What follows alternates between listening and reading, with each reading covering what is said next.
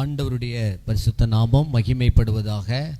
இந்த முழு இரவு ஜெபத்திலே உங்களோடு கூட நான் இருக்கிறதிலே நான் மிகுந்த மகிழ்ச்சி அடைகிறேன். இந்த சேகர அளவிலான ஒரு இடத்தில் ஒன்றிணைந்து இப்படி விடியற் காலம் மட்டும் ஜெபிக்கிறதற்கு ஆண்டவர் உத்தரவாதம் உள்ளவர்களாக ஆண்டவர் நமக்கு கிருபை கொடுத்திருக்கிறார். எத்தனை பேர் மன மகிழ்ச்சியோடு இருக்கிறீங்க? நல்ல கைகளை உயர்த்தி ஒரு அல்லேலூயா சொல்லலாமா? ஹல்லேலூயா. நல்ல பக்கத்தில் இருக்கிறவங்க கைகளை பிடித்து அவங்க முகத்தை பார்த்து சொல்லுங்க, உங்களை இந்த இரவு ஜெபத்தில் பார்க்கிறது மிகுந்த சந்தோஷம். ஆமாம், இந்த வருஷத்தில் 12 மாதங்களும் உங்களை நாங்கள் இந்த இடத்துல பார்க்கணும். கர்த்தர் நமக்கு கிருபை தருவாராக. கைகளை உயர்த்தி ஒரு அல்லேலூயா சொல்லலாமா? ஆண்டவருடைய நாமம் மகிமைப்படுவதாக. ஒருவேளை என்னை இந்த இடத்திற்கு அன்போடு அழைத்து பயன்படுத்துகிறதான அருமையான ஆமோஸ் ஐயா அவர்களுக்கு என்னுடைய மிகுந்த நன்றிகளை ஐயாவுக்கு நான் தெரிவித்துக் கொள்ளுகிறேன். அதே போல அவர்களோடு கூட இணைந்து சபை ஊழியர்களாக ஊழியம் செய்கிற ஒவ்வொருவருக்கும் என்னுடைய நன்றிகளை நான் தெரிவித்துக் கொள்ளுகிறேன். இணைந்து செயலாற்றுகிற ஒவ்வொருவருக்கும் இந்த நாட்களிலே ஆண்டவர் கிருபை கொடுப்பாராக. ஒரு விசையாக தலை தாழ்த்தி ஆண்டவர் நம்மோடு கூட இடைபடும்படியாக பேசும்படியாக நான் சுருக்கமாக நான் உங்களோடு கூட நான் பேச விரும்புகிறேன். கண்களை மூடி ஒரு விசை கர்த்தருடைய சமூகத்தில் ஹல்லேலூயா, கண்களை மூடி பயபக்தியோடு கூட ஹல்லேலூயா, என்ன பின்னணியத்தில் இருந்து வந்திருக்கேங்கன்னு சொல்லி எனக்கு தெரியாது. ஹல்லேலூயா, வனாந்தரத்தை அதிர பண்ணுகிறவருடைய சத்தம் இந்த இடத்துல வெளிப்படும்படிக்கு ஆண்டவருடைய ரேமா வார்த்தை இந்த இடத்துல இயேசுவின் நாமத்தினால கட்டவிழ்த்து வெளிப்படும்படிக்கு இப்பொழுதே நாங்கள் ஜெபிக்கிறோம் அப்பா. ஹல்லேலூயா. தேவ பிள்ளைகளே, ஹல்லேலூயா, ஸ்தோத்திரம் அப்பா.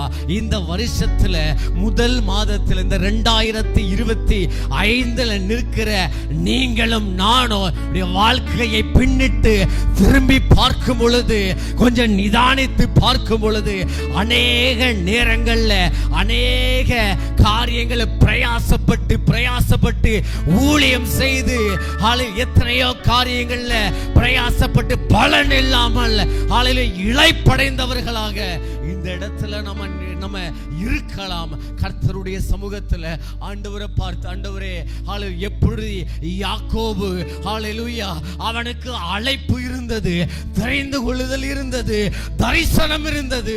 ஆனா தனிமைப்படுத்தப்பட்ட கைவிடப்பட்ட நிலையில அவன் நின்ற பொழுது கர்த்தர் அவனுக்கு தரிசனமானார், அவனோடு கூட பேசினார், கர்த்தர் அவனோடு கூட இடைப்பட்டார். தேவ பிள்ளைகளே, எத்தனை பேர் இளைப்படைந்தவர்களாய் வந்திருக்கிறீர்கள்?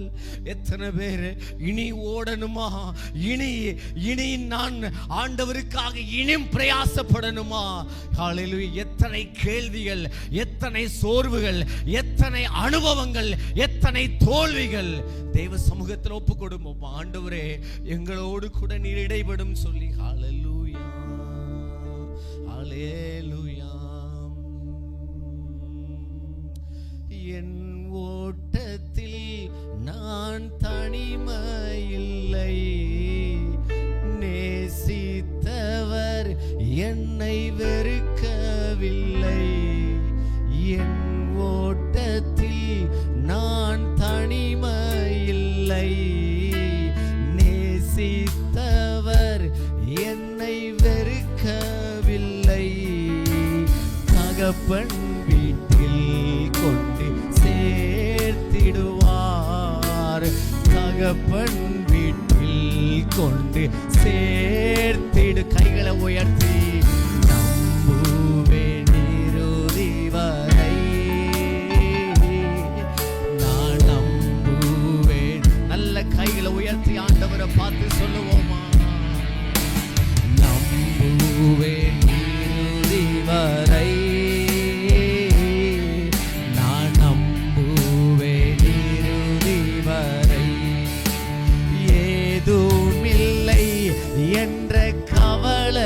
இல்லை துணையாளர் என்னை விட்டு விலகவில்லை. ஏதோ கண்ணீரோடு கூட ஆண்டவரை பார்த்து, துணையாளர் என்னை விட்டு விலகவில்லை.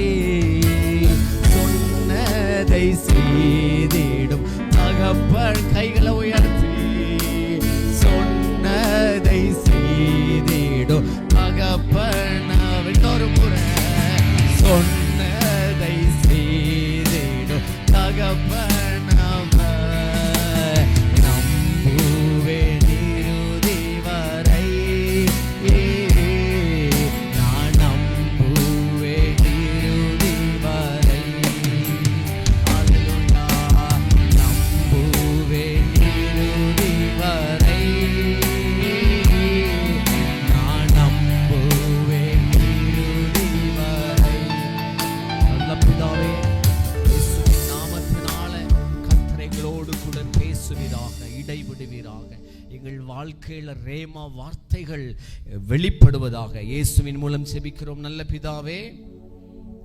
ஆண்டவருடைய நாமம் மகிமைப்படுவதாக. ஆண்டவர் உங்களோடு கூட பேசும்படிக்கு இருதயத்திலே போட்ட சில வசனங்களை வார்த்தைகளை உங்களுக்கு முன்பதாக நான் வைக்கிறேன். நம்முடைய வாழ்க்கையிலே அநேக பாதைகளை அநேக அனுபவங்களை நாம் கடந்து வந்திருப்போம்.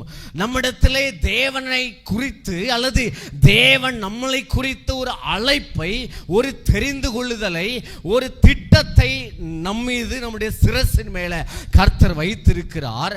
ஆனால் நம்முடைய வாழ்க்கையில நடக்கிறதற்கும் நம்முடைய குடும்பத்தில் நடக்கிறதற்கும் தேவன் எனக்கு தந்த வார்த்தைக்கும் எந்த சம்பந்தமும் இல்லாத சில காரியங்களையோ சில சூழ்நிலைகளையோ நீங்களும் நானும் நம்முடைய வாழ்க்கையில பார்த்திருக்கலாம். ஆனால் அவைகளை எப்படிப்பட்ட அனுபவங்களை எதற்காக எல்லாம் ஆண்டவர் உங்களுடைய வாழ்க்கையில தந்திருக்கிறார் என்கிறத சில வேத வசனத்தின் அடிப்படையில் நான் உங்களோடு கூட பகிர்ந்து கொள்கிறேன். ஆண்டவர் நம்மளோடு கூட பேசுவாராக. பேசுகிற அத்தனை வார்த்தைகளையும் அல்ல, சில ஆண்டவர் உங்களோடு கூட பேசுகிற அந்த ரேமா, அந்த வார்த்தைகளை நீங்கள் பிடித்துக் கொள்ளுங்கள். அதை நீங்கள் வைத்து உங்களோடு கூட ஆண்டவர் இடைபடும் பொழுது நீங்கள் ஜெபியுங்கள். கர்த்தர் பெரிய காரியங்களை செய்வாராக. மல்கியா எழுதின தீர்க்க தரிசன புஸ்தகத்திலே 3வது அதிகாரம் அதனுடைய 3வது வசனம். இன்றைக்கு நீங்களும் நானும் எப்படிப்பட்ட நிலையில இருந்தாலும் இன்றைக்கு இந்த ராத்திரி வேளையில நாம் கர்த்தர் உடையவர்களாக மாற வேண்டும். சொல்லுங்க, நாம் கர்த்தர் உடையவர்களாக மாற வேண்டும். பக்கத்தில் இருக்கிறவருடைய கைகளை பிடித்து முகத்தை பார்த்து சொல்லுங்க, நீங்க இந்த ராத்திரியில இருந்து கர்த்தருடையவர்களாய் நீங்கள் மாற வேண்டும். உங்களுடைய வாழ்க்கையின் சில அனுபவங்கள், உங்களுடைய வாழ்க்கையில கர்த்தர் கொண்டு வந்த பாதைகள், நீங்கள் கர்த்தருடையவர்களாய் மாறும்படிக்கு ஆண்டவர் உங்களை நடத்தி வந்திருக்கிறார். நீங்க வாசிங்க, மல்கியா எழுதின தீர்க்க தரிசன புஸ்தகம் 3வது அதிகாரம் 3வது வசனம்.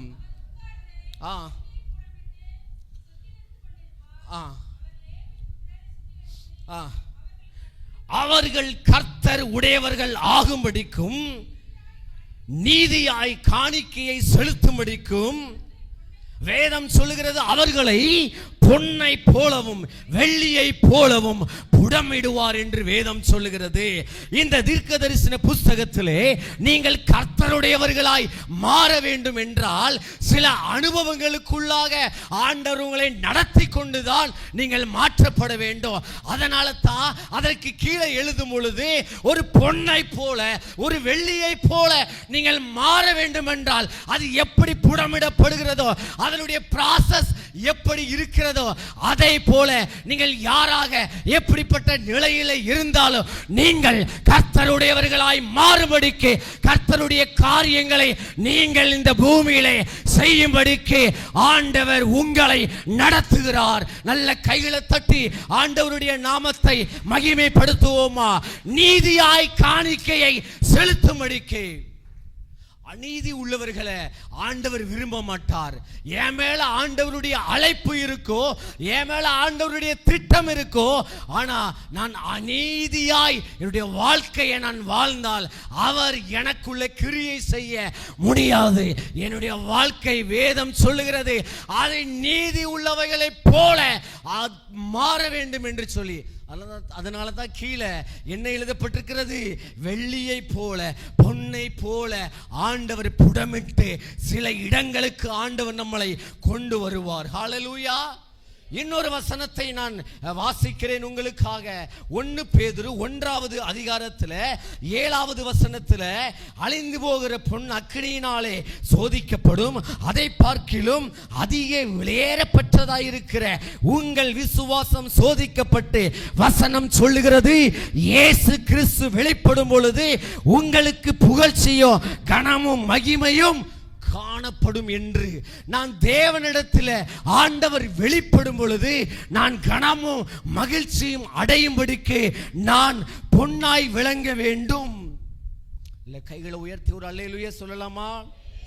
நான் கர்த்தருக்குள்ள நிற்கிறதற்கும் தேவன் என் மேல் வைத்த திட்டங்களை நிறைவேற்றுகிறதற்கும் நான் சில பாதைகளிலே நடந்து போக வேண்டியது அவசியமாய் இருக்கிறது.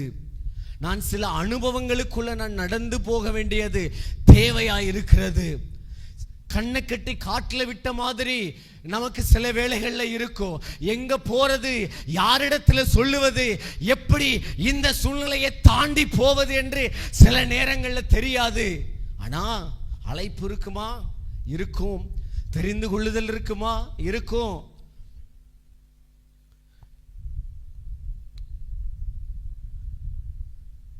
ஆண்டவருடைய திட்டம் இருக்குமா? இருக்கும். ஆண்டவருடைய வாக்கு தத்தம் இருக்குமா? இருக்கும். அது சும்மா வரல, அது ஆண்டவரிடத்துல இருந்து பர்பஸா எனக்குன்னு வந்தது. ஆனா அவைகளை நிறைவேற்றும்படி நான் கர்த்தர் உடையவர்கள் ஆகும்படிக்கு சில அனுபவங்களை கர்த்தர் நம்முடைய வாழ்க்கையில் அனுமதிப்பார். சில சில சில காரியங்களை நம்ம ஃபேஸ் பண்ணுவோம், சில காரியங்களை நம்ம கடந்து போவோம். நம்ம ஒரு காலம் ஆண்டவரிடத்தில் நம்ம மனமடிவாய் பேசிவிடக்கூடாது. நம்ம ஒரு காலம் கர்த்தருக்கு விரோதமாக நின்றக்கூடாது. நான் ஒரு காலம் என் வாழ்க்கையில் நான் தேவனை விட்டு நான் மாறி போகக்கூடாது. அவைகள் எல்லாம் வேதம் சொல்லுகிறது, நான் கர்த்தர் உடையவன் ஆகும்படிக்கு, கர்த்தருடைய திட்டத்தை இந்த பூமியிலே செய்யும்படிக்கு எல்லாம் தேவனால எனக்கு அனுப்பப்பட்டவைகள். நான் வேகமாக எனக்கு கொடுக்கப்பட்ட நேரத்திற்குள்ளாக சில சில சம்பவங்களை, சில காரியங்களை நான் பகிர்ந்து கொள்கிறேன். முதலாவதாக நான் சொல்லுகிறபடி சில அனுபவங்களும், சில கசப்புகளும், சில சில சில அனுபவங்களும், சில வேதனைகளும், அவமானங்களும் எதற்கு என்றால், 4 பாயிண்ட் நிறைய வேதத்தில் இருக்கிறது. ஒரு 4 காரியத்தை உங்களுக்கு முன்பதாக நான் வைக்க விரும்புகிறேன். நேரம் கருதி எனக்கு எவ்வளவு பேச முடியுதோ அவ்வளவுக்குள்ள நான் உங்களோடு கூட பகிர்ந்து கொள்கிறேன். முதலாவதாக, கட்டவிழ்க்கவும் ஜெபிக்கவும் தேவன் நமக்கு சில அனுபவங்களை தருவார். நல்ல கவனிங்க, இந்த உலகத்தில் ஆண்டவரால் தெரிந்து கொள்ளப்பட்டு முன் குறிக்கப்பட்டவர்கள் பாருங்க. இந்த இரவுல அநேகர் இங்க இல்லை, அநேகர் நித்திரையில் இல்லை தூக்கத்தில் இருப்பாங்க. ஆனால் உத்தரவாதம் உள்ளவர்களாக தேசத்துக்காக முழங்கால் படியும்படி உங்களையும் என்னையும் தேவன் ஆண்டவர் அழைத்திருக்கிறார், முன் குறித்திருக்கிறார். உங்களையும் என்னையும் தேவன் நம்புகிறார். அவர் இந்த உலகத்தை படைக்கும் பொழுது, வார்த்தையை சொல்லும் பொழுது அது அப்படியே உண்டாயிற்று. ஆனா அவர் இந்த உலகத்தில் கிரியை செய்கிறதற்கு உங்க ஜெபத்தையோ என்னுடைய முழங்காலையோ அவர் எதிர்பார்க்கிறார். அப்படின்னா உத்தரவாதம் உள்ளவர்களாக நீங்களும் நானும் இந்த பூமியில வாழ வேண்டும். எல்லாருக்கும் அந்த கிருபை இல்லை, ஆனா உங்களுக்கு கர்த்தர் அவைகளை கொடுத்திருக்கிறார் என்றால் அல்லல் தட்டாமல் அவைகளில் நிலைத்திருக்க ஆண்டவர் நமக்கு கிருபை தருவாராக. முதலாவதாக, கட்டவிழ்க்கிறதற்காகவும் ஜெபிக்கிறதற்காகவும் சில அனுபவங்களை ஆண்டவருடைய வாழ்க்கையில வைப்பார். இப்ப கட்டவிழ்க்கிறது அப்படின்னு சொன்னா வேதத்துல சில வசனங்கள் இருக்கிறது. மத்தேயு 16:19 எழுதப்பட்டிருக்கிறது, பூலோகத்திலே நீ கட்டுவது எதுவோ அது பரலோகத்திலே கட்டப்படும். பூலோகத்திலே நீ கட்டவிழ்க்கிறது எதுவோ அது பரலோகத்திலே கட்டவிழ்க்கப்படும். நல்ல கைகளை உயர்த்தி ஒரு அல்லேலூயா சொல்லலாமா? ரட்சிக்கப்பட்டவர்களாக ரட்சிப்பினுடைய சிரசு நம்முடைய தலையில இருக்கும் பொழுது பாருங்க, இந்த அந்தகார சக்திகள் வானமண்டலங்கள்ல நிறைந்து சில காரியங்கள் நம்முடைய பகுதிகளுக்குள்ள பாவத்தை விதைத்திருக்கும் பொழுது, நீங்கள் கட்டும் பொழுது, நீங்கள் ரட்சிக்கப்பட்டவர்களாக, நீதி உள்ளவர்களாக, ஜெபிக்கிறவர்களாக, தேவனால் அழைக்கப்பட்டு முன்குறிக்கப்பட்டவர்களாக முழங்கால் படியிட்டு வானத்தை பார்த்து நீங்கள் கட்டும் பொழுது அவைகள் கட்டப்படும். நீங்கள் கட்டவிழ்க்கும் பொழுது அவைகள் கட்டவிழ்க்கப்படும். வானமண்டலங்களை கிரியை செய்கிற அந்தகார வல்லமைகள் கட்டவிழ்க்கப்படும். அப்படின்னா இப்படிப்பட்ட அனுபவங்கள் எனக்கு வேண்டுமென்றால் சில காரியங்கள் வழியாக, சில பாதைகளின் வழியாக ஆண்டவர் நம்மை நடத்துவார். ஒருவேளை அது எனக்கு பிரயோஜனம் இல்லாமல் இருந்தாலும் அது தேவனுக்கோ பிற ஜனங்களுக்கும் அது பிரயோஜனம் உள்ளதாய் அது மாறும். நல்ல கைகளை உயர்த்தி ஒரு அல்லேலூயா சொல்லலாமா? வேதம் சொல்லுகிறது, நடுராத்திரியிலே பவுலும் சீலாவும் அவங்க என்ன பண்ணிட்டு இருந்தாங்க? கட்டப்பட்டு இருந்தாங்க. அவங்க சிறையில் அடைக்கப்பட்டிருந்தாங்க. வேதம் சொல்லுகிறது, அவர்கள் ஜெபிக்கவும் துதிக்கவும் தொடங்கின பொழுது அந்த இடம் அசைந்தது. அப்போ என்னுடைய நான் அந்த அனுபவத்தை நான் பின்பதாக நான் சொல்லுகிறேன். எனக்கு நான் எந்த இடத்துல இருந்து நான் ஆண்டவரை நோக்கி நான் பார்க்கும் பொழுது, நான் ஜெபிக்க துவங்கும் பொழுது அசைக்கப்படும். சில பிசாசுனுடைய அந்தகார அந்த ஃபவுண்டேஷன் அசைக்கப்படும். எத்தனை பேர் நம்புறீங்க? என்னுடைய ஜெபம் இந்த இந்த இந்த பகுதிக்கு தேவன் என்னை உத்தரவாதியாக வைக்கும் பொழுது, நான் ஜெபிக்கும் பொழுது அந்தகார சக்தியினுடைய கதவுகள் திறக்கப்படும். அந்தகார சக்தியினுடைய கட்டுகள் எல்லாம் கலன்று போகும். வேதம் சொல்லுகிறது, கட்டுகளை கட்டவிழ்க்கவும் ஜெபிக்கவும் தேவன் உங்களையும் என்னையும் பிரித்தெடுத்திருக்கிறார். அந்த காரியத்திலே நிலைத்திருக்க ஆண்டவர் நமக்கு கிருபை தருவாராக. நீங்க இன்னொரு வசனத்தை நான் உங்களுக்கு காண்பிக்கிறேன். அப்போஸ்தலர் 12:5 இங்க சிறைச்சாலையிலே அடைக்கப்பட்டிருக்கிற பேதுருவுக்காக யார் ஜெபிக்கிறா? சபையார் ஜெபிக்கிறாங்க. இப்போ சபையார் ஜெபிக்கும் பொழுது பேதுரு சிறைச்சாலையில் இருக்கிறா. இப்போ அவனுக்கு அவன் எழுந்து நிற்கும் பொழுது அவனுடைய கைகளில் கட்டப்பட்டிருக்கிற சங்கிலி தானாய் விழுந்ததுன்னு சொல்லப்பட்டிருக்கிறது.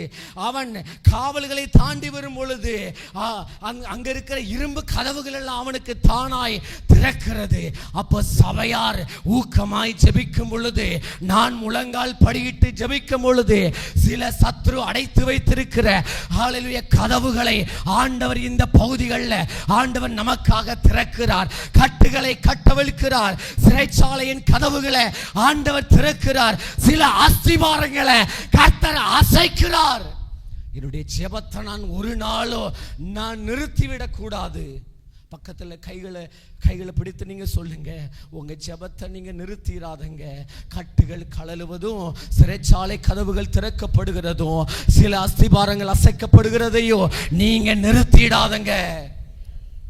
இப்போ பேதுரு இங்க யார்கிட்ட நிற்கிறாரு?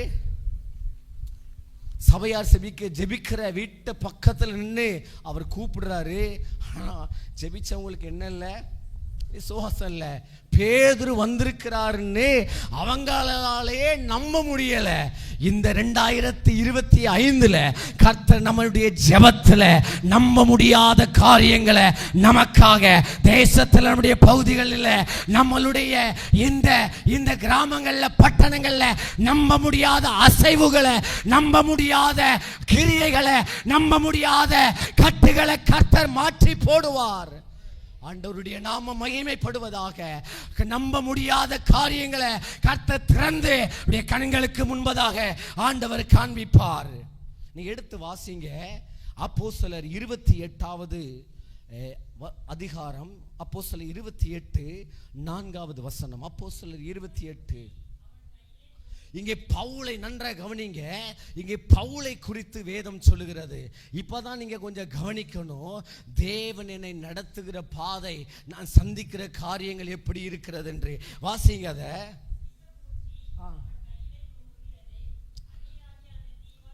வேதம் சொல்லுகிறது, விஷப்பூச்சி அவன் கையிலே தொங்குகிறதை அந்நியராகிய அந்த தீவார், அந்த மெலித்தா தீவார் கண்டபோது வேதம் சொல்லுகிறது, பவுலை பார்த்து, இந்த மனுஷன் கொலைபாதகன். போதும், இதற்கு சந்தேகமே இல்லை. ஏன்னா இவன் கப்பல்ல வரும் பொழுது கப்பல் சேதத்தில் மாட்டி சாக வேண்டியவனை யார் காப்பாத்தி இருக்கா? ஆமா, இந்த தீவுல மோதி கொஞ்சம் நின்னதுனால இந்த தீவார் அவனை கொஞ்சம் டேக் ஓவர் பண்ணிக்கிட்டாங்க. அவன் அந்த அந்த கப்பல்ல வந்தவர்களை எல்லாம் அவர்கள் கொஞ்சம் பராமரித்து கொண்டாங்க. இப்போ அந்த இடத்துல விறகடுப்பு பக்கத்துல இருக்கும் பொழுது ஒரு சர்ப்பம் எழும்பி அந்த பவுலை கடிக்கும் பொழுது அவர்களை சுற்றி இருந்தவர்கள் சொல்லுகிறார்கள், இவன் கொலை பாதகன் என்று. இவன் கொலை பாதகன், இதற்கு சந்தேகமே இல்லை. கண்பான தேவ பிள்ளைகளே, நான் சொல்றேன், இந்த உங்களுக்கும் எனக்கு அதான் சொன்ன அழைப்பும் தெரிந்து கொள்ளுதலும் இருக்கிறது. நம்முடைய வாழ்க்கையை பார்த்து சிலர் தீர்மானிக்கிற காரியங்கள், நம்ம வாழ்க்கையை பார்த்து என்னுடைய அழைப்பு, என்னுடைய தெரிந்து கொள்ளுதல், எனக்கு தேவன் தந்திருக்கிற அபிஷேகம், கர்த்தர் என்னோடு கூட பேசி இருக்கிற திட்டங்கள் எனக்கு தெரியும். ஆனால் சுற்றி இருக்கிறவர்களுடைய வாய்கள், சுற்றி இருக்கிறவர்களுடைய அந்த பேச்சுகள் நம்முடைய காதுக்கு எப்படி வருகிறது? இவன் கொலைபாதகன் என்று. இவன் கொலைபாதகன்.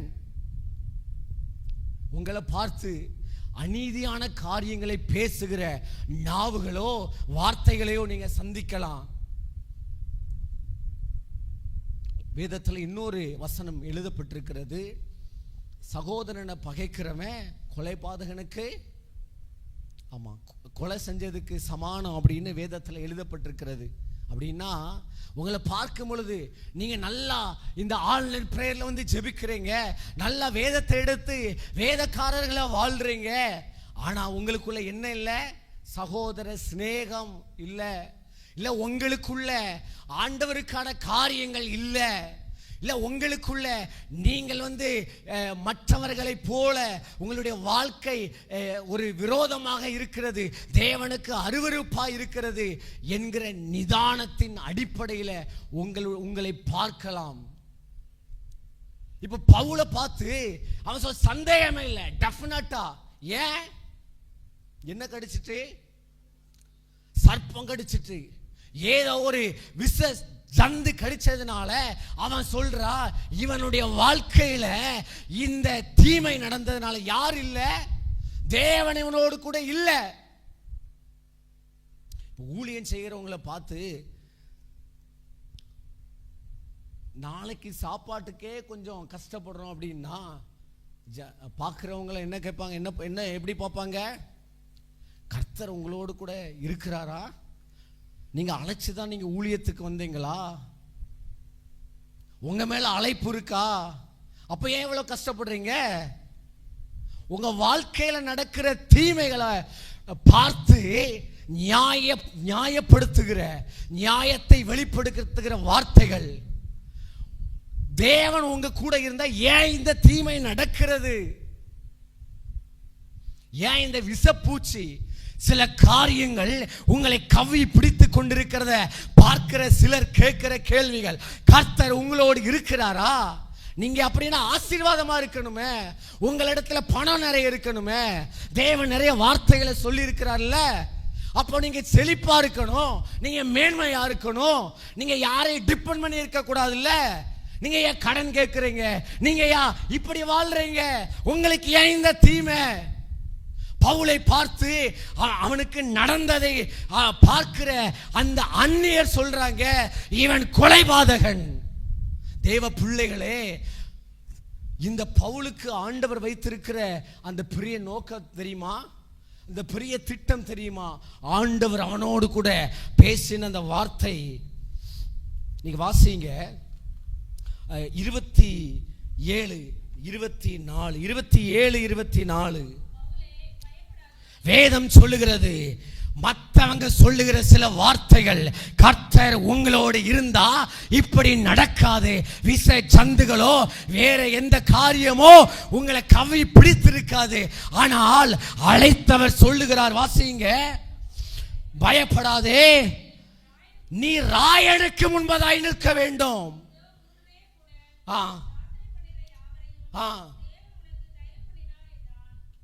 வேதம் சொல்லுகிறது, நீ ராயனுக்கு முன்பதாக இருக்க வேண்டும். உன்னுடைய ஊழியம், நீ போகிற பாதை, உன்னுடைய தரிசனம், நீ ராயனுக்கு முன்பதாக நிற்க அழைக்கப்பட்டிருக்கிறாய். ஆனால் உன் வாழ்க்கையில நடக்கிற, நீ ஃபேஸ் பண்ற, நீ சந்திக்கிற சில சம்பவங்களை வைத்து நீ காதுகள் கேட்க, நீ உன்னுடைய பிரச்சனைகள் சிலவைகள் உன்னை கவி பிடித்திருக்கிற பொழுது மற்றவர்கள் சொல்லுகிறார்கள் இவன் கொலைபாதகன் என்று.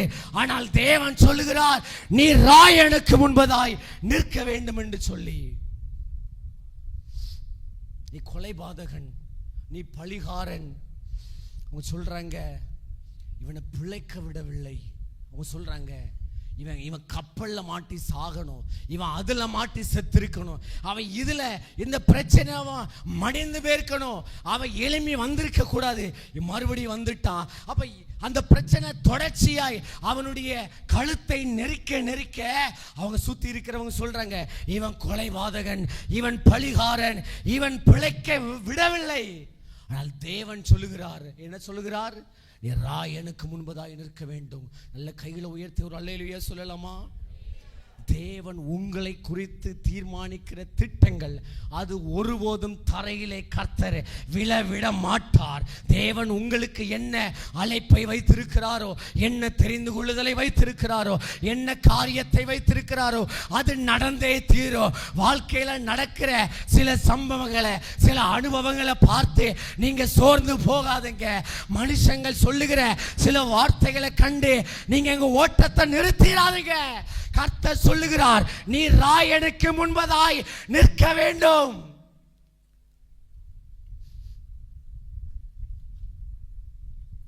இப்போ இந்த பவுலுக்கு இந்த இடத்துல இந்த விஷப்பூச்சி கடிக்கலன்னா, இன்னொரு அந்த சம்பவத்தை நீங்க தொடர்ச்சியா நீங்க வாசிச்சீங்கன்னா அதுக்கு கீழே எழுதப்பட்டிருக்கும் 28 நீ வாசிக்க 8:9 ஜெபம் பண்ணி அவனை அந்த தீவனுடைய அந்த ஓனர் அவனுடைய தகப்பனாரை குணமாக்கினான் என்றும் மற்ற வியாதிக்காரரை அவன் குணமாக்கினான் என்றும் வேதத்தில் எழுதப்பட்டிருக்கிறது.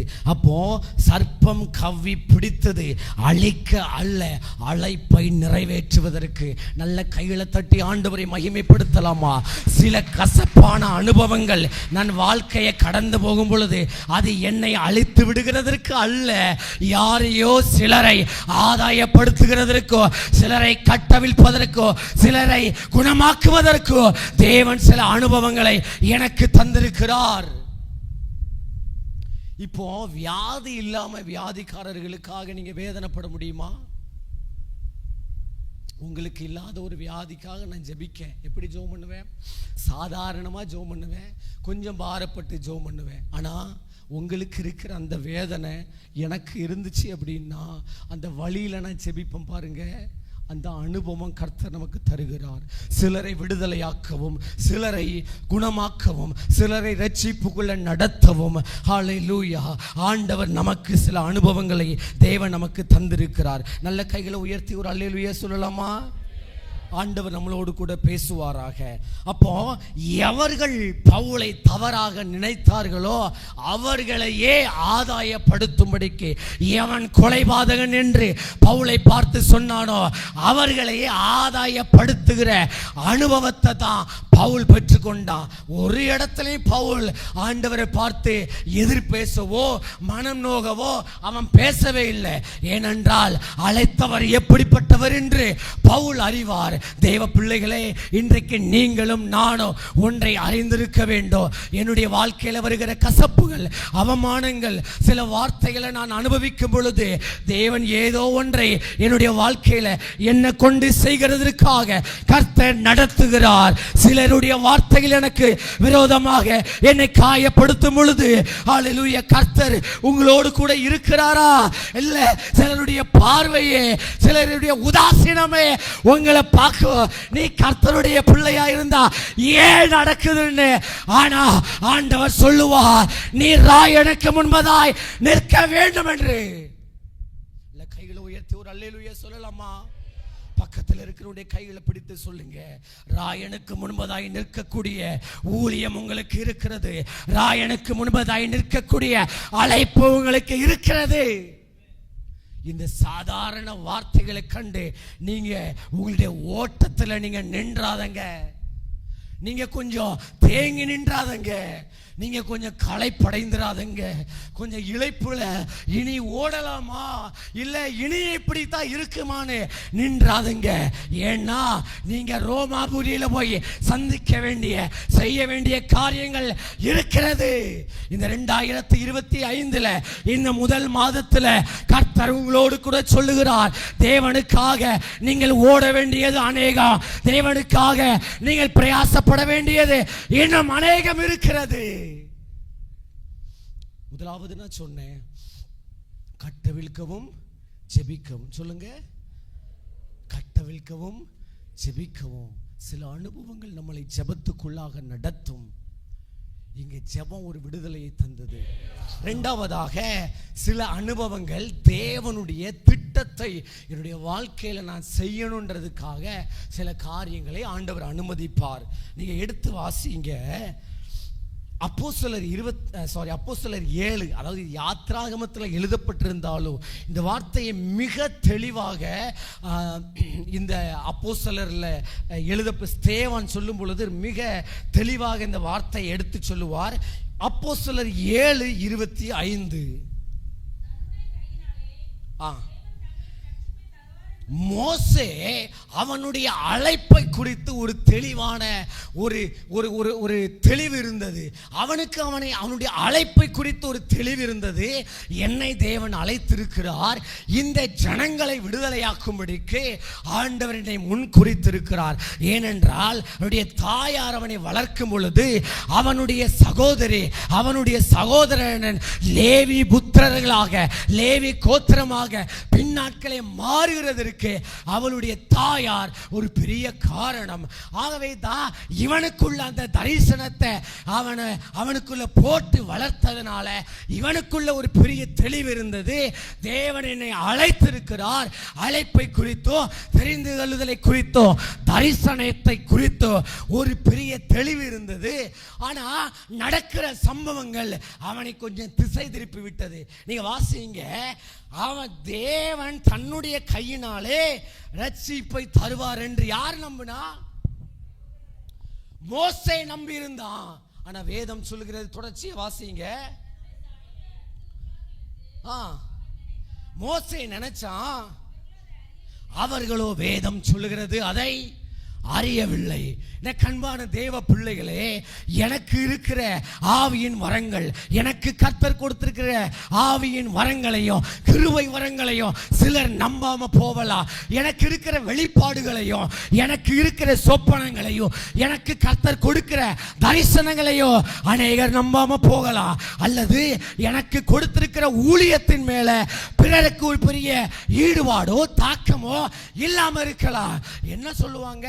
உன்னை ஆண்டவர் அழைச்சிருக்கிறாரு, நீ ஊழியம் செய்ய போகிறியா? நீ போ, எவ்வளவு நாள் நீ நிற்பன்னு பார்க்கலாம், இல்ல நீயா இதை செய்ய போகிற? இப்படிப்பட்ட வார்த்தைகளை நீங்க உங்களுடைய வாழ்க்கையில நீங்க ஃபேஸ் பண்ணலாம்.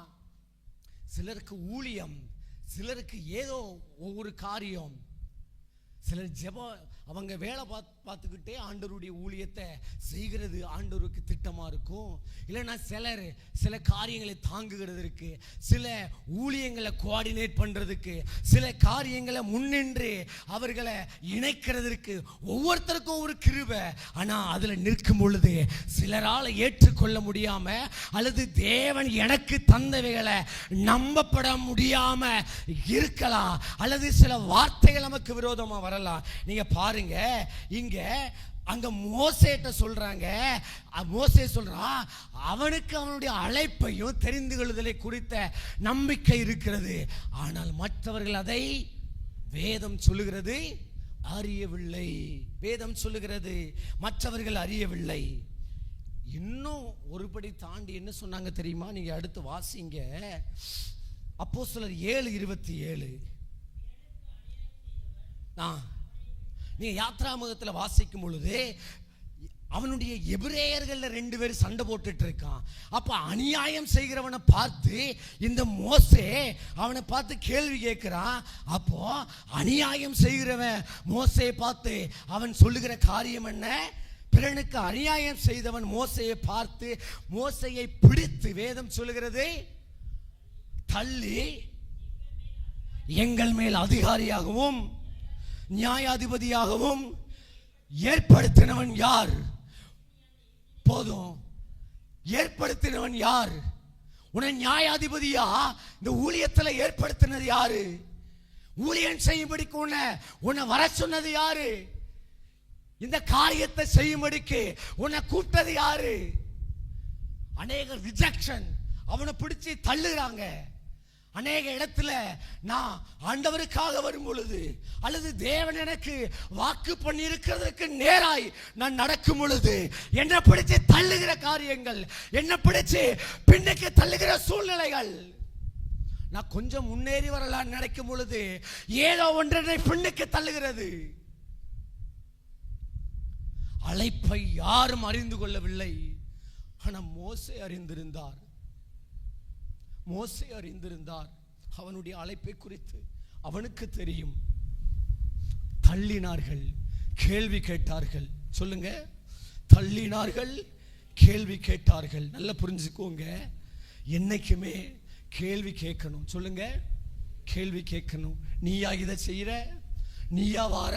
நீயா ஊழியம் செய்யற? நீயா நிக்கிற? நீயா இதை நியாயம் கேட்கிற? பதில் எங்க இருந்து வரும்? கேள்வி கேட்டா பதில் எங்க இருந்து வரும்? பரலோகத்திலிருந்து வரும். பதில் பரலோகத்திலிருந்து வரும். கேள்வி கேட்டு அவனை தள்ளினதும், அவனை கேள்வி கேட்டது யாரு? யாரு? ஜெபிக்க தெரியாதவன்.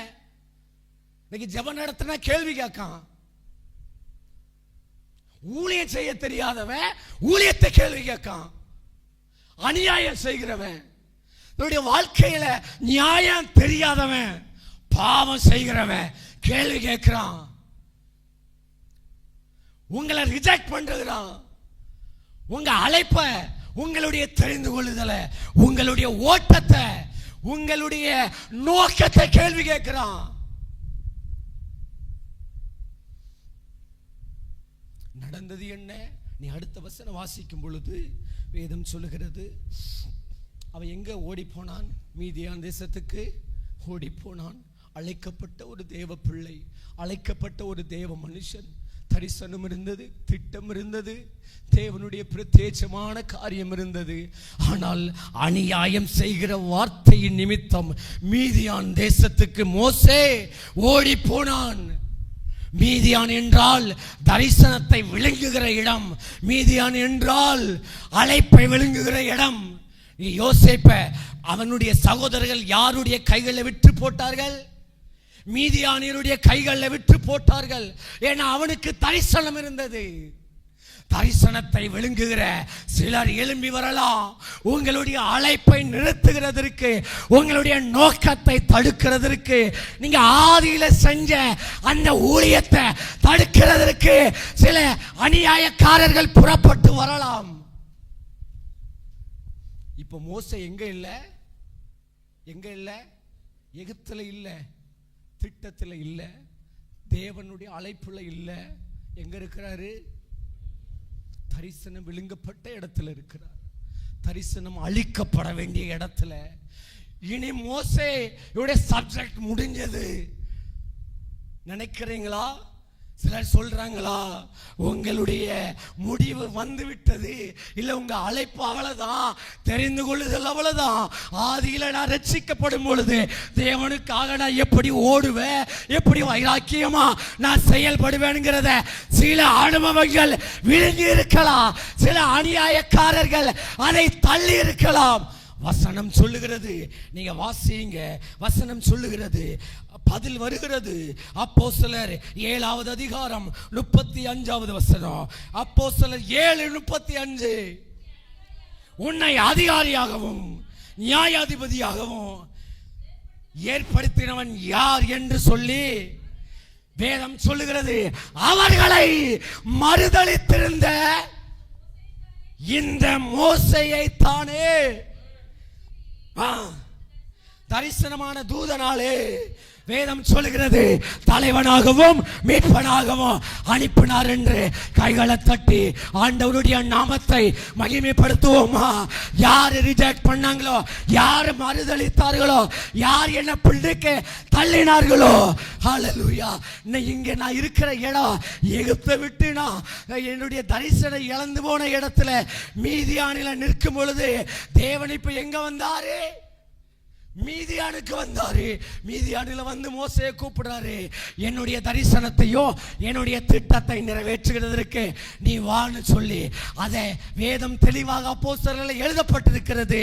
உன்னை அதிகாரியாகவும் நியாயாதிபதியாகவும் ஏற்படுத்தினவன் யார் என்று யாரு கேள்வி கேட்டாங்களோ, யாரு மறுதளித்தாங்களோ, யாரு ரிஜெக்ட் பண்ணாங்களோ அவர்களுக்கு அதிகாரியாகவோ மீட்பனாகவோ விடுவிக்கிற மனுஷனாகவோ கர்த்தர் அழைத்து கொண்டு வந்தார்.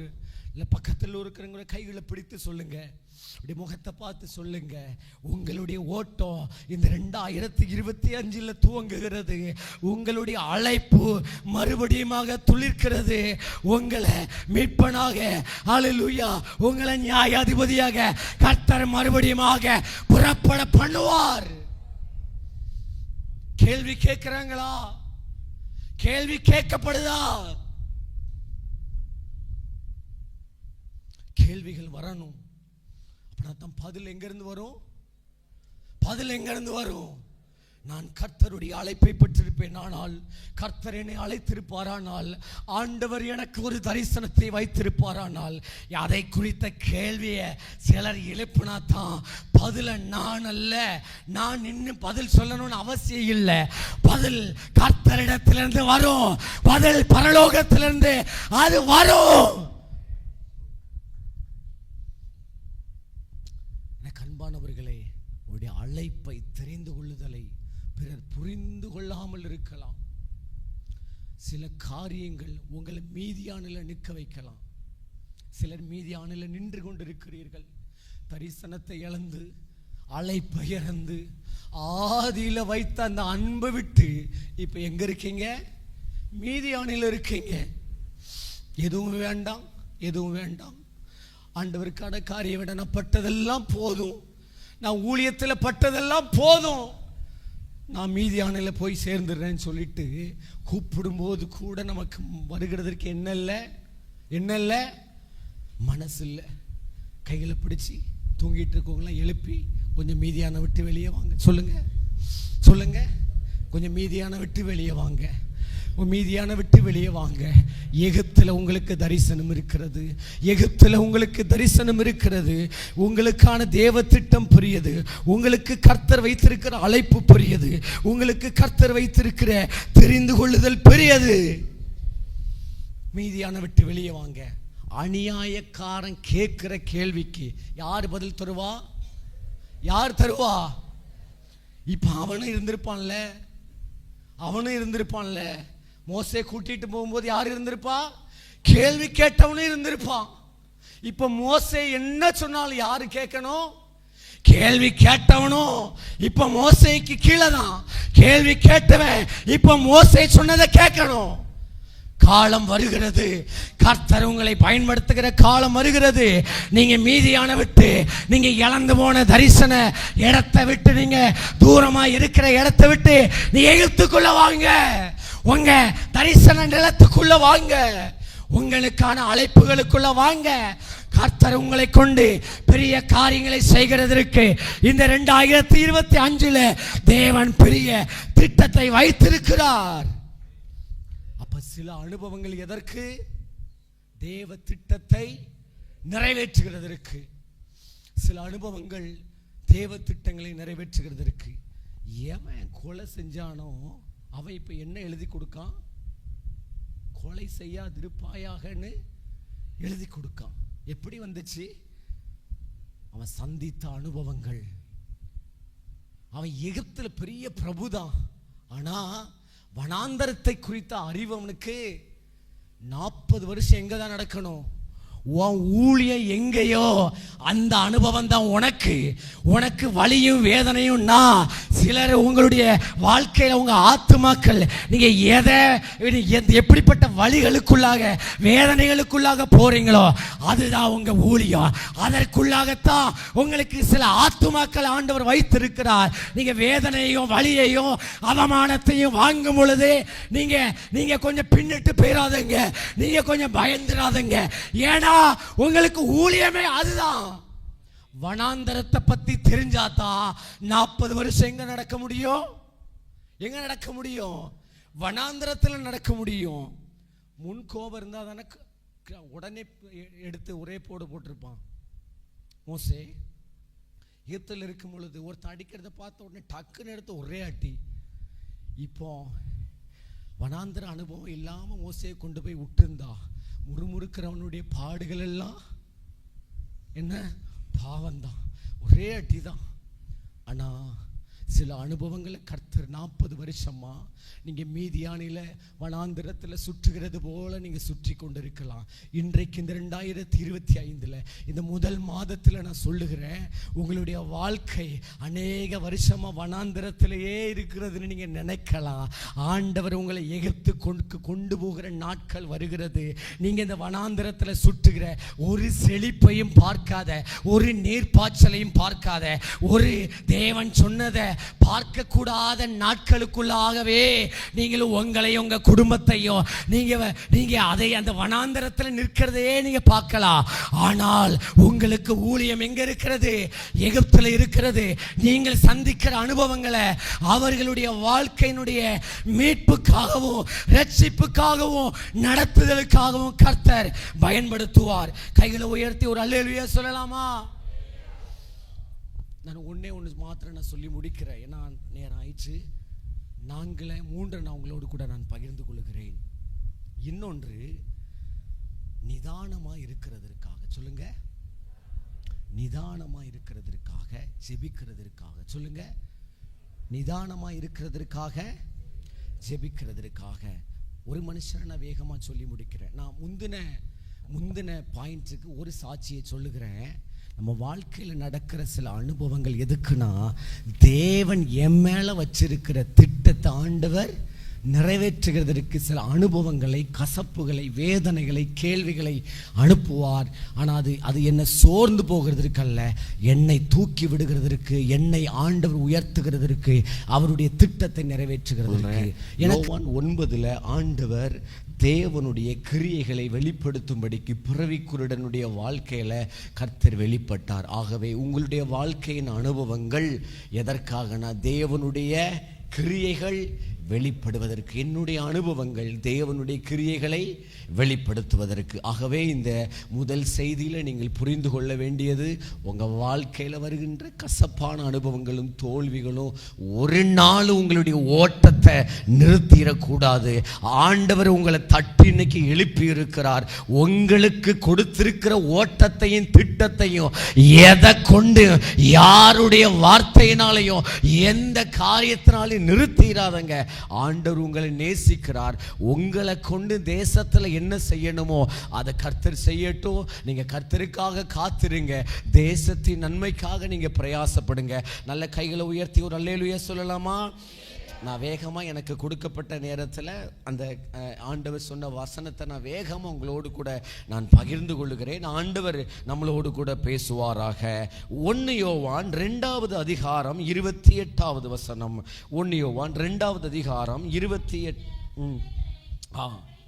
அவர் வெளிப்படும்போது நாம் அவர் வருகையில் அவருக்கு முன்பாக வெட்கப்பட்டு போகாமல், எல்லாரும் சொல்லுங்க, தைரியம் உள்ளவர்களா இருக்கும்படி சொல்லுங்க, தைரியம் உள்ளவர்களா இருக்கும்படி, நல்ல சத்தமா சொல்லுங்க, தைரியம் உள்ளவர்களா இருக்கும்படிக்கு. இப்போ போதும், என்னிடத்துல இவர் ஏதாவது ஒரு காரியத்தை செய்ய சொல்லி கேட்குறாரு. இவர் என்கிட்ட சொல்கிறாரு. அப்போது நான் சரி இந்த காரியத்தை நான் செஞ்சிடறேன்னு சொல்லிட்டு நான் இங்கே ஏதாவது ஒரு வேலையை நான் செஞ்சுட்டு இருக்கேன். ஒரு மணி நேரம் கழித்து அவர் என் பக்கத்தில் நீங்கள் செஞ்சிட்டீங்களா அப்படின்னு என்கிட்ட கேட்குறாரு. நான் என்ன சொல்லுவேன், ஐயோ மறந்துட்டேனே, அப்போ நான் செஞ்சிடுறேன் அப்படின்னு அவர் கீழே போயிட்டார். மறுபடியும் நான் இந்த படியில் நான் கீழே இறங்கும் பொழுது அவர் என்னை எதுக்க வர்றாரு. அப்போ அவரை பார்க்கும் பொழுது எனக்கு என்ன தோணும், ஐயோ அவர் சொன்ன வேலையை நான் செய்யலையேன்னு தோணும். சரி நான் எப்படியாவது செஞ்சிடுறேன் அப்படின்ட்டு அவர்கிட்ட நான் சொல்லிட்டேன். திரும்ப ஒரு மணி நேரம் கழிச்சு கேட்டு பக்கத்தில் வர்றதை நான் பார்த்துட்டேன்னா இப்போ நான் வேலை செய்யலைன்னா நான் என்ன செய்வேன், அவன் இந்த மண்டபத்துக்கு பின்வழியே ஏதாவது ஒரு வாசல் இருந்தால் அப்படியே போயிடலாமான்னு நான் யோசிப்பேன். நான் செஞ்சிருந்தா அவருக்கு முன்னாடி போய் தைரியமா எனக்கு நிற்க முடியும். தேவ பிள்ளைகளே, இந்த ராத்திரி வேளையில கர்த்தர் உங்களுக்கு கொடுத்திருக்கிற காரியத்தை நீங்கள் இந்த பூமியில நிலைத்திருக்கும் பொழுது நீங்க செஞ்சீங்கன்னா யாருக்கு முன்னாடி போய் தைரியமா நிற்பீங்க? அவர் வருகையிலே அவர் உங்களுக்கு எதிர்கொண்டு வரும் பொழுது அவருக்கு முன்பதாக நீங்க தைரியமாய் போய் நிற்பீங்க. ஆனா அவருக்கு நீங்க பாத்திரவானாய் நடந்து கொள்ளலன்னா, உங்களுடைய வாழ்க்கையினுடைய ஜீவியம் சரியில்லைன்னா, அவர் வரும் பொழுது தைரியமாய் அவருக்கு முன்பதாக நீங்கள் நிற்க கூடாது. ஆகவே இந்த பூமியில நீங்கள் வாழும் பொழுது உங்களை நீங்கள் ஆண்டவருடைய திட்டத்துக்காக உங்களை இன்னும் விட்டு கொடுங்கள். ஆண்டவருடைய சித்தம் செய்கிறதற்கு இன்னும் இந்த பூமியில வாழும் பொழுது இன்னும் உங்களை அர்ப்பணியுங்கள். ஏன்னா அவர் வரும் பொழுது நான் தைரியம் உள்ளவனாய் அவருக்கு முன்பதாக நான் ஒரு நாள் நின்றுதானே ஆகணும். நான் ஒரு நாள் நின்றுதான் ஆகணும். அவரை ஒரு நாள் நான் பார்த்துதான் ஆகணும். அப்போ நான் எதையுமே செய்யாதவனா இழந்தவனா நான் நின்று விடக்கூடாது. அவருக்கு முன்பதாக நான் தைரியம் உள்ளவனா இருக்க வேண்டும். கைகளை உயர்த்தி ஒரு அல்லேலூயா சொல்லலாமா? அப்ப நான் அந்த பூமியில வாழும் பொழுது முதல்ல என் ஜீவியம் எப்படி இருக்கணும்? அவருக்கு ஏற்றதாய் கனி உள்ளதாய் இருக்க வேண்டும் என வசனம் சொல்லுகிறது.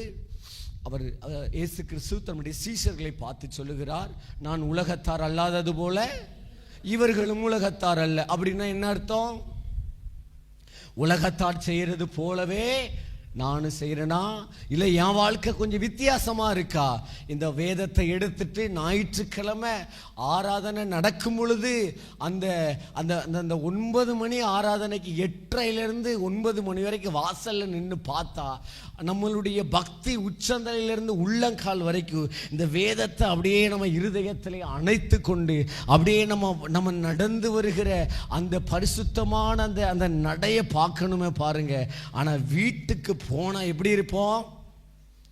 அவன் பேய் ஆட்டம் யார இப்படி கேட்கிற அளவுக்கு நம்மளுடைய வாழ்க்கை, நம்முடைய ஜீவியம், நமக்கும் மற்றவனுக்கும் வித்தியாசமே இல்லாத ஒரு வாழ்க்கை. நீங்க பக்கத்தில் கைகளை பார்த்து பிடித்து சொல்லுங்க, இயேசு கிறிஸ்து உலகத்தார் அல்லாதது போல நீங்களும் உலகத்தார் அல்ல. நீங்கள் உலகத்தார் அல்ல. நீங்கள் தேவனால் தெரிந்து கொள்ளப்பட்டவர்கள், நீங்கள் தேவனால் பிடிக்கப்பட்டவர்கள், நீங்கள் தேவனால் ஒரு திட்டம் வைக்கப்பட்டவர்கள். ஆகவே அவர் உலகத்தார் அல்லாதது போல நீங்களும் உலகத்தார் அல்ல. உலகத்தார் வாழுகிறது போல, உலகத்தார் செய்கிறது போல, உலகத்தார் பேசுகிறது போல உங்களுடைய ஜீவியம் இருக்கக்கூடாது. ஒரு மனம் திரும்பின ஒரு ஜீவியம் இருக்கணும். ஒரு மனுஷன் ஒரு வார்த்தையை நமக்கு விரோதமா பேசிட்டா நம்ம திருப்பி பேசலைன்னா நமக்கு என்ன வராது? தூக்கம் வராது. ஏன் பேசுனீங்க? இல்ல அவங்க தான் முதல்ல பேசுனாங்க. அப்போ இந்த வேதத்தை தூக்குறதுக்கு நமக்கும் வித்தியாசமே இல்லை. கைகளை உயர்த்தி ஆண்டவர் எவ்வளவு வேதனையா பார்ப்பார் பாருங்க. ஆண்டவரே, உலகத்தார் வாழுகிற பிரகாரம் அல்ல, உங்களுக்காக ஒரு ஒரு ஒரு ஒரு பிரித்தெடுக்கப்பட்ட வாழ்க்கை, பிரித்தெடுக்கப்பட்ட ஒரு ஜீவியம் இந்த உலகத்தில் நான் வாழணும். கைகளை உயர்த்து ஒரு அல்லேலூயா. அப்ப அவர் வெளிப்படும் பொழுது நான் அவருக்கு முன்பதாக தைரியமாய் நிற்கும்படிக்கு எனக்கு என்னுடைய ஜீவியம் இருக்க வேண்டும், என்னுடைய வாழ்க்கை இருக்க வேண்டும். அவர் என்மேல் வைத்த திட்டத்தை நான் செய்திருக்க வேண்டும். அதான் நான் முதல்ல சொன்னேன், உங்கள் வாழ்க்கையில் என்ன நடந்தாலும் கவலைப்படாமல் நீங்கள் முன்னேறி போங்க. ஆண்டவர் உங்களுக்கு நியமித்ததை திட்டம் பண்ணினதை உங்கள் வாழ்க்கையில் செய்வார். உங்கள் ஜீவியத்தை நீங்கள் மாற்றலைன்னா இந்த இரவில் நீங்கள் மாற்றிருங்க. இந்த 2025 இந்த ஜனவரி மாதத்திலிருந்து உங்கள் ஜீவியம் மாறட்டும். உங்கள் வார்த்தைகளில் ஒரு வித்தியாசம் இருக்கட்டும், உங்கள் பார்வையில் ஒரு வித்தியாசம் இருக்கட்டும். கிறிஸ்துவினுடைய சாயலை தரித்தவர்களாக நீங்கள் இந்த பூமியில வாழும் பொழுது நீங்கள் வாழ்ந்து விடுங்கள். தைரியம் உள்ளவர்களாக அவருக்கு நீங்கள் எதிர்கொள்ள வேண்டும். கைகளை உயர்த்தி ஒரு அல்லேலூயா சொல்லலாமா? நான் ஒரு பாயிண்ட்டை நான் சொல்லுகிறேன். இது ஒரு 3-4 பாயிண்ட் இருக்கும், ஒரு 10 நிமிஷம் இருக்குது. ஆகவே 1 இல்லது 2 மாத்திரம் நான் சொல்லி நான் முடிக்கிறேன். நீங்கள் கொஞ்சம் முன்னேறி போகிறதற்காக, நீங்கள் ஆண்டவருடைய சித்தத்தை இந்த உலகத்தில் செய்கிறதற்காக, நீங்கள் சில காரியத்தை நீங்கள் முன்னேறி போக வேண்டும் என்கிறதற்காக ஒரு வசனத்தை நீங்கள் வாசியுங்கள். முதலாவதாக ஏசாயா 41:15, நீங்கள் கூர்மையாக்கப்பட்டு கொண்டே இருக்க வேண்டும். சொல்லுங்க, கூர்மையாக்கப்பட்டு கொண்டே இருக்க வேண்டும். ஏன்னா நீங்க அழைக்கப்பட்டவர்கள், நீங்க தெரிந்து கொள்ளப்பட்டவர்கள். உங்க மேல கர்த்தர் திட்டம் வைத்திருக்கிறார், உங்க மேல ஆண்டவர் ஒரு சித்தம் வைத்திருக்கிறார். அப்போ அது நிறைவேறணும் அப்படின்னா நான் நிலைத்திருக்கணும். என் ஜீவியத்தில் நான் உறுதியா இருக்கணும். நான் ஆண்டவருக்கு பிரயோஜனமா இருக்கணும்னா நான் கூர்மையாக்கப்பட்டு கொண்டே இருக்க வேண்டும். வாசிங்க ஏசாயா 41:15. ஏசாயா 41:15 வேதம் சொல்லுகிறது, இதோ போரடிக்கிறதற்கு நான் உன்னை புதிதும் கூர்மையான பற்களுள்ள யந்திரமாக்குகிறேன். நீ மலைகளை மிதித்து நொறுக்கி குன்றுகளை பதறைக்கு ஒப்பாக்கிடுவாய். தெய்வ பிள்ளைகளே, இந்த ஜனவரி இந்த முதல் இரவு ஜெபத்தில் கர்த்தர் அழைக்கப்பட்ட உங்களோடு கூட சொல்லுகிறார், நீங்கள் கூர்மையாக்கப்பட்டு கொண்டே இருக்கணும். ஏன் அப்படின்னா போரடிக்கிறதற்கு கர்த்தர் உங்களை புதிதும் கூர்மையுமான பற்களுள்ள யந்திரமாக்குகிறார். நீங்கள் மலைகளை மிதித்து குன்றுகளை பதறைக்கு ஒப்பாக்கி விடுவீர்கள். காற்று அவர்களை பதறடிக்கும். ஜப குறிப்புகளை நீங்க கவனிச்சீங்க இல்லையா? நிறைய தேசத்தினுடைய அவலட்சணங்கள், தேசத்தினுடைய நியாயங்கள் புரட்டப்படுகிறது. தேசத்தில் பாவங்கள் அதிகமாய் விதைக்கப்படுகிறது. பாவத்தை தண்ணீரை போல குடிக்கிற ஒரு இளம் தலைமுறை, அல்லது பாவத்தை பாவம் என்று பார்க்க கூடாமல் தன்னுடைய இருதயத்தில் எந்த உணர்வுமே இல்லாத செய்யக்கூடிய ஒரு தலைமுறையில் வாழ்ந்து கொண்டிருக்கிறோம். இதெல்லாம் எப்படி இருக்கு தெரியுமா? இது மலை போல இருக்கிறது. இன்றைக்கு தேசத்தில் இருக்கிற பாவங்கள், அக்கிரமங்கள், நீதியை புரட்டுகிற காரியங்கள் மலைகளை போல, அங்கே குன்றுகளை போல உடைக்க முடியாது என்கிறது போல இருக்கிறது. ஆனால் வசனம் சொல்லுகிறது, கர்த்தர் உங்களை கூர்மையாக்குவாரானால், அழைக்கப்பட்ட, தெரிந்து கொள்ளப்பட்ட, பிரித்தெடுக்கப்பட்ட தேவனுடைய திட்டத்தில் இருக்க உங்களை நீங்க கூர்மையாக்குனீங்கன்னா நீங்க இந்த மலைகளை உடைப்பீங்க, இந்த குன்றுகளை தகடுபடியாக்குவீங்க. இந்த தேசத்தில் இருக்கிற தீமைகளை வேற இருக்கப்படணும்னு சொன்னா நான் கொஞ்சம் கூர்மையாக்கப்பட வேண்டும். கைகளை பிடித்து சொல்லுவோமா? நீங்க கொஞ்சம் ஆண்டவருக்காக கூர்மையாக்கப்பட வேண்டும். சொல்லுங்க, நீங்க ஆண்டவருக்காக கூர்மையாக்கப்பட வேண்டும். இன்றைக்கு தேசத்தில் நடக்கிற அக்கிரமங்களும் நியாயம் புரட்டுகிற காரியத்தில் நீங்க பயன்படுத்தப்படணும்னா நீங்க கொஞ்சம் கூர்மையாக்கப்பட வேண்டும். நீங்க கூர்மையாக்கப்பட்டிருக்கும் பொழுதுதான் ஆண்டவர் உங்களை பயன்படுத்த முடியும்.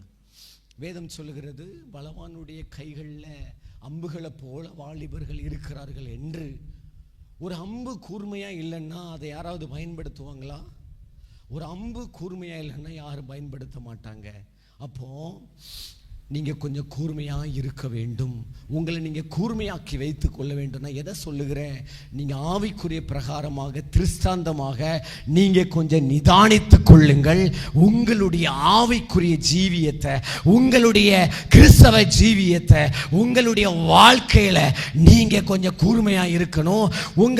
உங்களுக்கு கொடுக்கப்பட்டிருக்கிற அழைப்புல நீங்க கொஞ்சம் கூர்மையாக இருக்க வேண்டும். வாசிங்க லூக்கா 14வது அதிகாரம் 34வது வசனம். லூக்கா 14:34. வேதம் சொல்லுகிறது உப்பு நல்லதுதான். உப்பு சாரமற்று போனால் அது எதனால் சாரமாக்கப்படும்? எருகு காயிலும் உதவாது. ஆமா, கவனிங்க, உப்பு சாரமா இல்லைன்னா அது எதற்குமே பிரயோஜனப்படாது. நீங்க பக்கத்தில் உள்ள கைகளை பிடிச்சு சொல்லுங்க, நீங்க சாரத்தை இழந்து போனீங்கன்னா நீங்க பிரயோஜனப்படாம போயிருவீங்க. முகத்தை பார்த்து சொல்லுங்க, தூங்கிட்டு இருக்கிறவங்க கொஞ்சம் தட்டி எழுப்பி சொல்லுங்க, நீங்க சாரத்தை கொஞ்சம் இழந்து போனீங்கன்னா, நீங்க சாரத்தை இழந்து போனீங்கன்னா நீங்க பிரயோஜனம் இல்லாம போயிருவீங்க. நீங்க பிரயோஜனம் இல்லாம போயிருவீங்க. எங்க ஊர் பக்கத்துல இந்த சால்ட் கல்டிவேஷன் நடக்கும். அதை நான் கொஞ்சம் கவனமா கேளுங்களேன். அது மாத்திரம் நான் ஒருவேளை சொல்லி நான் முடிக்கிறேன். எப்படி நடக்கும்னா, ஒரு அளம் சொல்லுவாங்க, உப்பளம் அளம். அதில் அந்த உப்பு தண்ணியையும் நல்ல தண்ணியை மிக்ஸ் பண்ணி உள்ளே விட்டுருவாங்க. இப்போ உப்பு கல்டிவேட் ஆகணும் அப்படின்னா அது சன்லைட்டோட டைரக்ஷனில் இருக்கணும். எதில் இருக்கணும்? ஆமாம், சூரியன் நேரம் அதில் விழணும். அது ஏதாவது ஒரு மரமோ ஏதாவது ஒரு நிழலோ அதில் இருந்துச்சுன்னா என்னாகும்? ஆமாம், உப்பு உருவாகாது. அது உருவாச்சுன்னா அதில் என்ன இருக்காது? டேஸ்ட் இருக்காது. என்ன இருக்காது? சாரம் இருக்காது. இது ஒன்று. ரெண்டாவது, எனக்கு அதனுடைய பெயர் தெரில. இந்த மண்வெட்டி மாதிரி இப்படி இருக்கும் பார்த்துக்கோங்க, இந்த பரண்டுற மாதிரி ஒரு இரும்பில் இருக்கும். அதை போட்டு என்ன பண்ணுவாங்கன்னா வாருவாங்க. அதை போட்டு உப்பு கல்டிவேட் இருக்கும் பொழுது அதை போட்டு இழுப்பாங்க. அப்போ அந்த கீழே இருக்கிற அந்த உப்புகள் எல்லாம் அப்படி இந்த இயேசு கிறிஸ்து எப்படி முதுகில் அடித்து பிச்சாங்களோ அதே மாதிரி இங்கே பிச்சுக்கிட்டு வரணும். அந்த மாதிரி போட்டு இழுக்கும் பொழுது அந்த சால்ட் கொஞ்சம் கல்டிவேட் ஆகும். நல்லா புரிஞ்சுக்கோங்க. ஆவிக்குரிய பிரகாரமாக இன்றைக்கு கிறிஸ்தவ ஜீவியம் நிழலை தேடி போகிறது. நிழல் அப்படின்னா ஆசீர்வாதத்தையோ, நிழல்ல நிற்கிற ஆவிக்குரிய ஜீவியத்தையோ, அல்லது அந்த சூரியன்ல நிற்கிற அல்லது அந்த அந்த அந்த வெப்பத்தில் நிற்கக்கூடிய அளவுக்கு நமக்கு என்ன இல்லைன்னா பொறுமை இல்லை. நம்முடைய வாழ்க்கையில் அப்படிப்பட்ட பிரயாசம் இல்லை. நம்ம எதைத்தான் தேடி போகிறோம்? எங்க நிழல் இருக்கிறது, எங்க வெளிப்பாடுகள் தீர்க்க. நான் அதற்கு எதிரானவன் அல்ல.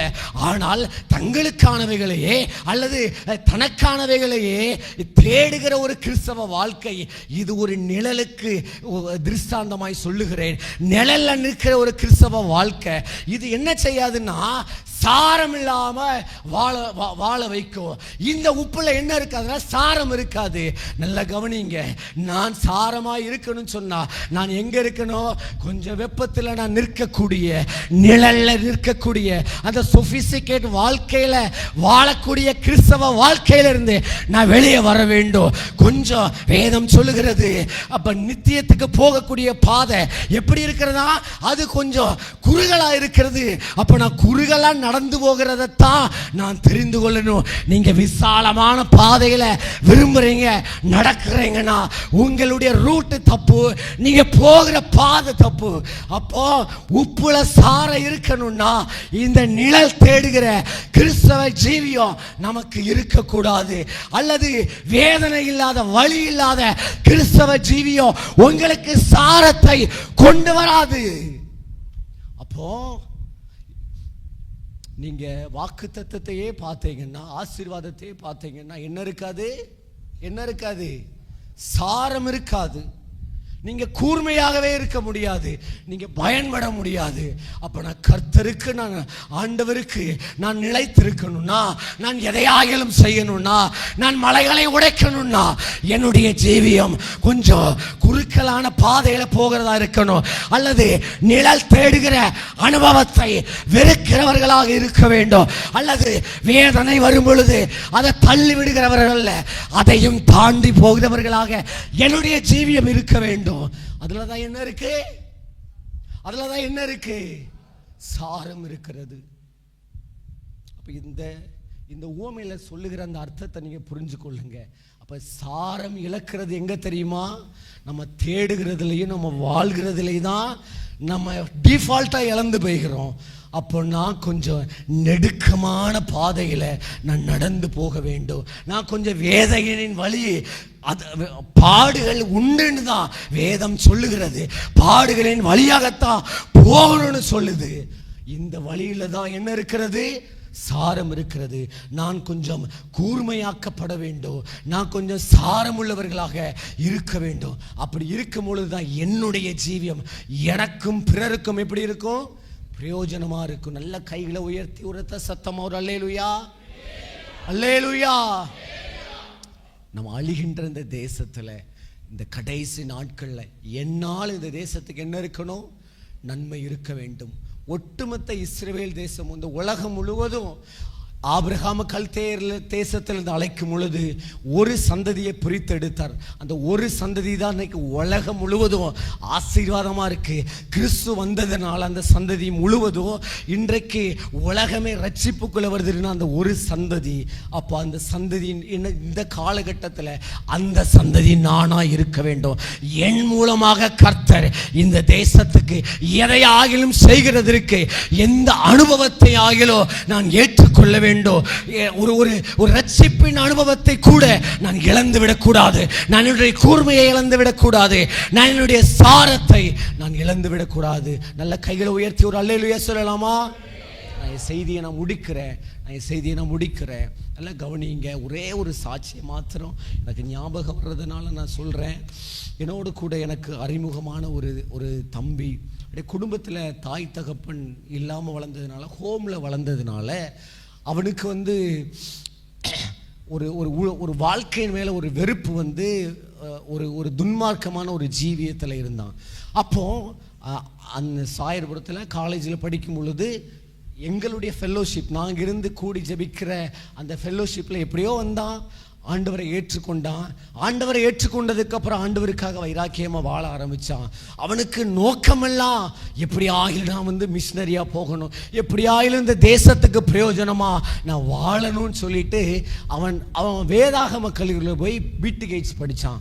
மதுரையில் போயிட்டு 3 வருஷம் படிச்சுட்டு திரும்ப ஒரு மிஷினரி ஆர்கனைசேஷனில் போய் அவன் சேர்ந்து சில நாட்களில் அவன் வந்து அங்கே என்ன நடந்துச்சோ தெரில, கொஞ்சம் இவனுக்கு கீழ்ப்படிய மனது இல்லாமல் திரும்பி வந்துட்டான். அப்போ அவனை கொஞ்சம் தெரிஞ்சவங்களாம் ஆலோசனை சொல்லி அவனை வேறு இடத்துல வச்சுருந்தான். அங்கேயும் அவனுக்கு வந்து அங்கே இருக்க முடியல. கடைசியாக கொஞ்சம் கான்டாக்ட் இல்லாமல் போனதுனால எங்கே போயிட்டான் அப்படின்னா இன்னொரு மாநிலத்துக்கு வேலைக்கு போயிட்டான். இப்போ இது தெரிஞ்ச உடனே நான் சொல்கிறேன், தம்பி உன் மேலே அழைப்பு இருக்கிறது, நீ வந்து மிஷினரியாக உன்னை நீ ஒப்பு கொடுத்துருக்கிற, தயவு செய்து நீ அதை விட்டுட்டு நீ வந்துரு, நீ வந்து மிஷினரியாக போகணும். ஏன்னா அவன் கல்லூரியில் படிக்கும் பொழுது நிறைய பேருக்கு மென்டராக இருந்திருக்கிறான், நிறைய பேருக்கு முன்மாதிரியாக இருந்திருக்கிறான், நிறைய பேருக்கு அவன் பார்க்கும் பொழுது ஜபத்தில் ஆலோசனை சொல்லுகிறதுல மற்றவர்களை காட்டிலும் தேர்ந்தவனா அழைப்பு பெற்றவனா இருந்திருக்கிறான். அப்போ நான் சொன்னேன், நீ திரும்பி வந்துரு, நான் உனக்கு ஏற்பாடு பண்ணுகிறேன், நீ எங்கேயாயிலும் போய் மிஷினரியா இரு. அவன் கேட்கல. அவன் கிட்டத்தட்ட 3 வருஷம் வேலை செஞ்சுட்டு திரும்பி வந்தான். வரும்போது என்கிட்ட சொன்னான், அண்ணே நான் வந்து டிப்ளமா படிக்காததுனால எனக்கு ப்ரமோஷன் வந்து லேட் ஆகுது, அதனால நான் டிப்ளமா படிக்க போறேன்னா. மறுபடியும் சொன்னேன், இதெல்லாம் வேண்டாம் தம்பி, கர்த்தர் உன் மேல அழைப்பு வைத்திருக்கிறார், உன் மேல திட்டம் வைத்திருக்கிறார், இதெல்லாம் நீ பார்க்காத, நீ திரும்பி வந்துரு நான் சொன்னேன். அவன் அதை கேட்கவே இல்லை. ஒரு காலேஜில் அப்ளிகேஷனை போட்டான், ஒரு கம்பெனியில் வேலைக்கு சேர்ந்தான். அவன் வேலைக்கு சேர்ந்து ஒரு புது போனு ஒரு புது பைக்கு வாங்கி ஒரு மாதத்துக்குள்ள என்னை பார்க்க வந்து என்கிட்ட சொன்ன வார்த்தைகளை இன்றைக்கு எனக்கு அதை மறக்க முடியல. அவன் சொல்றான், இந்த உலகத்துல வாழ்றதுக்கு பணம் வேணும்னு, பணம் இல்லாம வாழ முடியாது, பணம் இல்லைன்னா ஒருத்தன் மதிக்க மாட்டான், பணம் இல்லைன்னா பாருங்க தாய் தகப்பன் இல்லை, என்னை யாருமே மதிக்க மாட்டாங்க, என்னை அப்ரிஷியேட் பண்ண மாட்டாங்க, என்னை வந்து ஒரு மரியாதை கொடுக்க மாட்டாங்க. அப்ப பணம் இருக்கணும், கார் இருக்கணும், அப்போ வீடு இருக்கணும், என்னுடைய டார்கெட் இதுதான், இதையெல்லாம் நான் செய்யணும் அப்படின்னு சொன்னா பாருங்க, எனக்கு பயங்கர ஷாக்கு. நான் எவ்வளவோ பேசுறேன், அவன் கேட்கவே இல்லை, போயிட்டான். இல்லை கவனிங்க, ஒரு வருஷம் எந்த கான்டாக்டுமே இல்லை.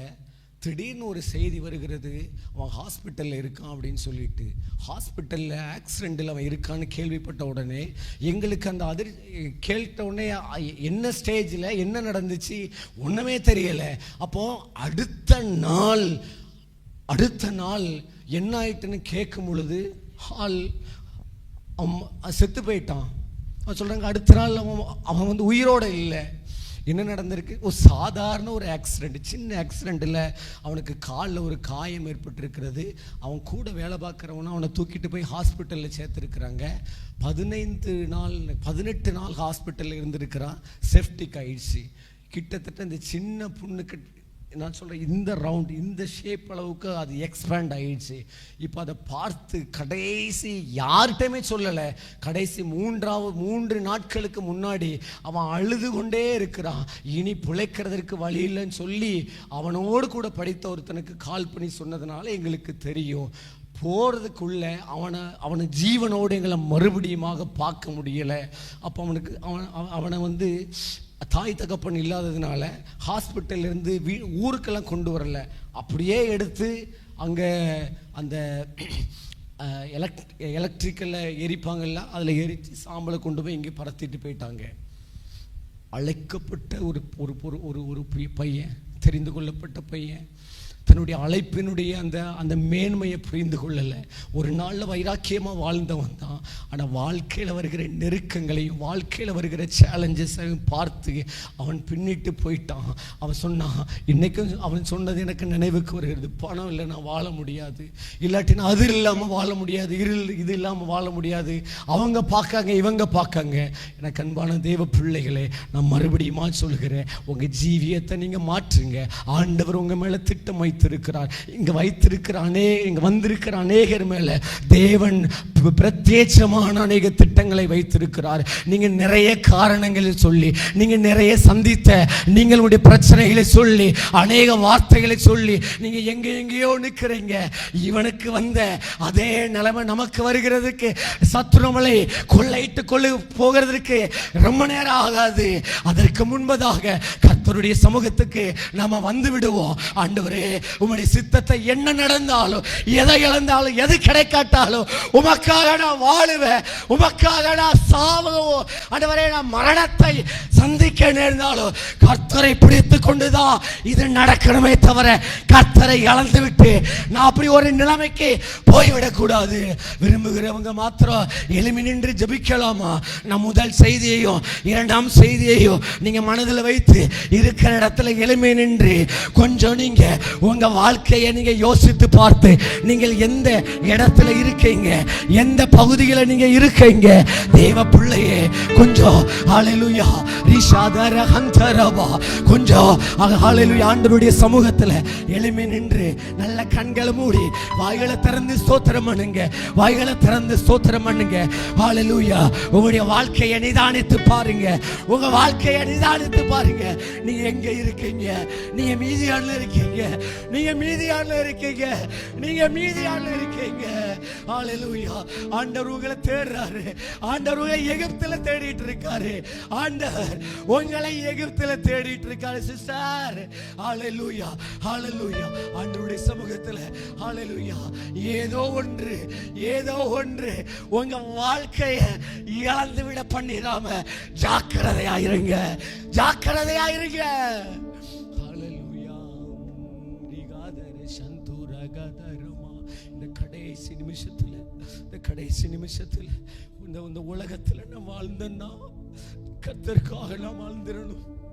எனக்காகவோ என்னுடைய குடும்பத்துக்காகவோ இல்லை, நான் ஆண்டவருக்காக நான் வாழ்ந்து நான் மரிச்சிடணும். எனக்கு கொடுக்கப்பட்டவர்களை நான் இழந்து போயிடக்கூடாது.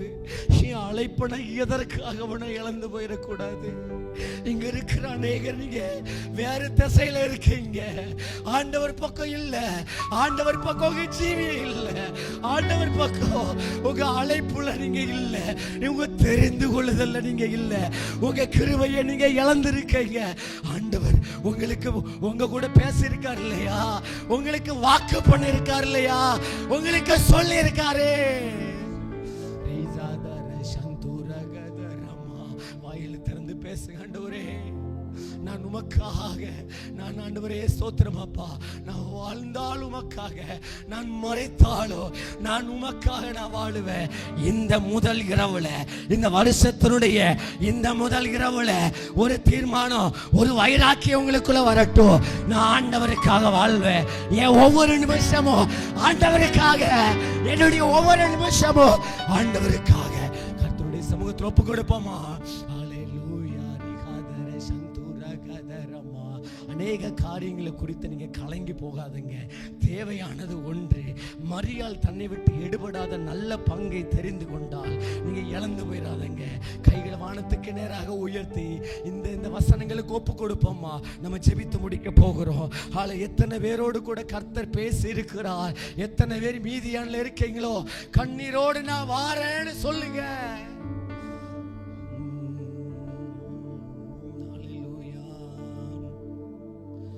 உமக்காகத்தானே உயிர் வாழ்கிறேன், உம்மை தானே நேசிக்கிறேன். உமக்காகத்தானே உயிர் வாழ்கிறேன், உம்மை தானே நேசிக்கிறேன். வாழ்ந்தாலும்